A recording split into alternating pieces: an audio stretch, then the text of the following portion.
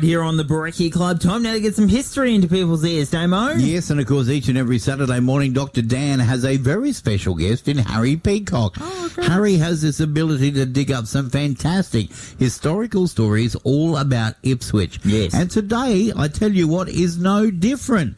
Okay, this is a good one, let me tell you.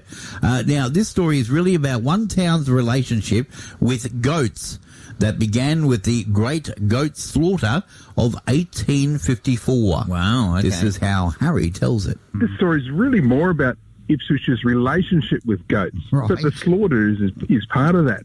Because you've got to remember, this is back in the 1850s, which was a time of great excitement at Ipswich, or Limestone as it was called then. For example, during the Crimean War, when news arrived in Ipswich of Sebastopol falling to the British in 1855, there was huge rejoicing, particularly at the livery stables just near you on the corner of Brisbane and East Streets. Right. That's where a massive crowd gathered to celebrate. The Russian Tsar at the time was Alexander II, who was the grandfather of the last Tsar of Russia. Anyway, an effigy of the Tsar was hung from the limb of an ironbark tree in the yard, set on fire and blown up to resounding cheers. So this was really an exciting time to be in Ipswich. Right. But it was a year earlier, in 1854, when the excitement centred on a bloodbath in the streets of Ipswich itself. Wow. The town had been infested with goats. They took over every nook and cranny. The whole atmosphere of Ipswich was polluted, and the place simply stunk of goats. So goats everywhere. They were all over the place, in houses, in streets, in shops, everywhere. And it was so bad that in 1854, a decree went forth that all unclaimed goats in Ipswich were to be slaughtered. Now, there were hundreds rounded up in the pound between Hill and Fawn Streets in Ipswich. The police did the yarding, and they did all the killing. And there was literally blood in the streets of Ipswich. Now, and although the police did all the work, but the Pound Keepers Union was quite strong back then, but no union official dared interfere. Such was the foul stench that had taken over the town. Now, that the awful smell and fear of goats remained with Ipswich residents for years, much like after our 2011 floods, right? Still happening. Same thing. Still That's happening. Right. Yeah, the fear of goats. And the Ipswich Pound Keepers, you think, okay, Pound Keepers look after dogs and things. No. In Ipswich, they were given the job of continuing to slaughter any unregistered goats. And so even years later in 1880, Mrs. Margaret Homestead was forced to defend a goat from the pound keeper, Mr. Thomas Beverley.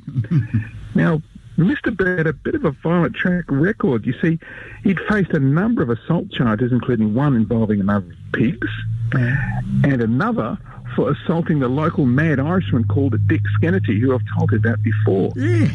But Mrs. Homestead, she was also no shrinking violet. She'd previously been fined for drunkenness in the streets. She'd also been charged with cruelly beating her niece, who was called Fanny Long.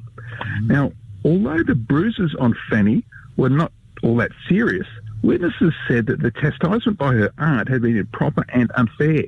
And so Mrs. Homestead was placed on a £20 bond and banned from smacking Fanny for 6 months. As it should. And her husband, Arthur Homestead, he might have come in for similar treatment. You see, Mrs. Homestead advertised in the newspaper that if he didn't come home within 3 months, then she intended to marry again. Now, I'm not sure if the husband ever went home, but Mrs. Homestead never remarried. But anyway, back to her goat. When the Ipswich pound keeper, Thomas Beverley, tried to grab Mrs. Homestead's goat, she set upon him with all the force that she'd shown against her niece and her husband. The pound keeper was successfully repelled so severely that Mrs. Homestead was actually charged with assault. But during the scuffle, the pound keeper had failed to produce his authority from the Ipswich Council. And so the assault case was dismissed by the court. And the keeper, well, he was ordered to pay cost of £1 and 10 shillings. So the goat belonged to Mrs. Homestead survived. But hundreds of his relatives had already been slaughtered in the streets of Ipswich in 1854 and ever since. Danny, Can you see a goat in Ipswich now? No. You can't. No, It's all because of that they were wiped slaughter out. in 1854.